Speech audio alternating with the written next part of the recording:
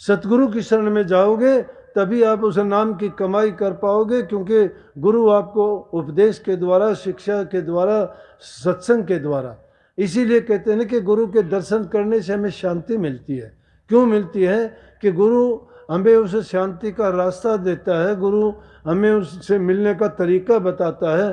तो जिस चीज़ को पाके हम भी उस शांति को प्राप्त कर सकते हैं, इसलिए बार बार संतों के सत्संग में जाना चाहिए। और कही है कि संत के पास अगर जाओगे कि संत की शरण में जाने से इस जीव की तीनों प्रकार की बीमारियां दूर हो जाए, चाहे शारीरिक रोग हो, चाहे मानसिक हो, चाहे आत्मिक हो। क्योंकि संत ही वो वैद्य हैं जो सभी बीमारियों का इलाज कर देते हैं। इन बीमारियों का ना समझ लेना, कभी सिर में दर्द हो, बुखार में हो, चलो गुरु के पास।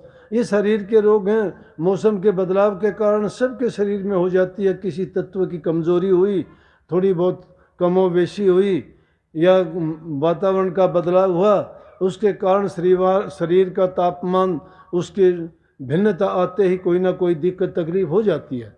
लेकिन इसका मतलब ये नहीं है, हाँ उस समय में ये करो कि अपने एकांत में जाके एकाग्रचित होके अपने इष्ट को याद करो।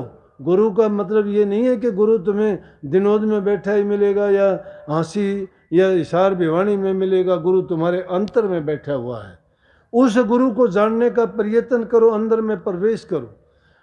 जब ये शरीर के 9 दरवाजों को बंद करके अंदर की तरफ जो ऊपर की तरफ चढ़ता है, दोनों आँखों के मध्य से सूक्ष्म नाड़ी के जरिए तुम ऊपर उन रूहानी मंडलों में जाओगे और नूरी गुरु जब तुम्हें वहाँ मिलेगा और तब तुम्हें उनके दर्शन होंगे, तो तुम्हें यकीन आएगा कि जो गुरु बार हमें उपदेश करता था वो तो यहाँ भी मौजूद है, लेकिन उस गुरु को हम नहीं समझ पाए थे। परंतु समझते हैं जब तक देर हो चुकी होती है। इसलिए समय रहते हुए भी उस गुरु को, क्यों सिखों ने कहा वाहिगुरु वाहिगुरु, वाहिगुरु वही गुरु है, वही ज्ञान गुरु है, वही शब्द गुरु है, वही सत्य नाम है, वही वो सत्य सागर है, वही अमृत का कुंड है, वही अमीरस है। और उसी अमृत को पाके ये जीव अमृत को प्राप्त करता है। गुरु उसी को कहते हैं जिसमें वो शब्द प्रगट है। जिसमें शब्द प्रगट नहीं है, जिसने शब्द की कमाई नहीं की है, जिसने भक्ति नहीं की है, तो समझो कि उसके पल्ले कुछ नहीं है। उसका वचन भी आप पर काम नहीं करेगा, उसकी बातें आपको थोथी लगेंगी।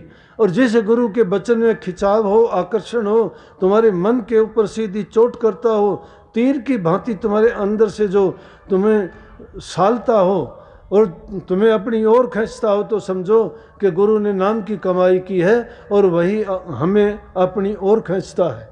लेकिन हम तो बार बार कहते हैं कि गुरु ने बाण तो ज्ञान का मारा, लेकिन हम उससे बचते रहे, उसको मानते नहीं हैं। गुरु आज्ञा माने नहीं, गुरु ही लगावे दोष, उस पापी जीव को मोहे न मिले मोक्ष।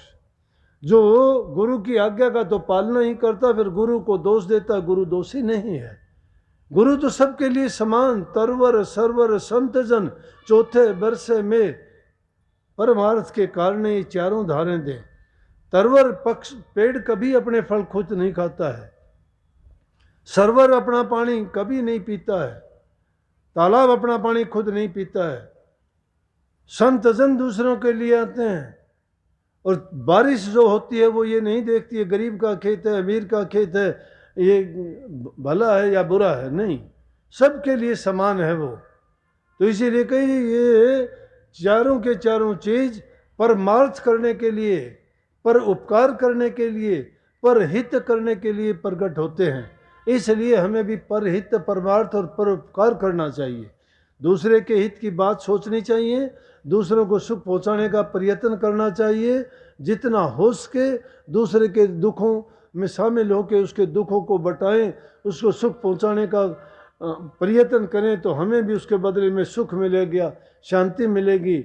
और जिसको हमने सुख दिया है, जिसको हमने प्यार दिया है, वो भी हमें बदले में वही चीज़ देगा, तो उससे हमें भी प्रसन्नता मिलेगी और वो भी प्रसन्न होगा।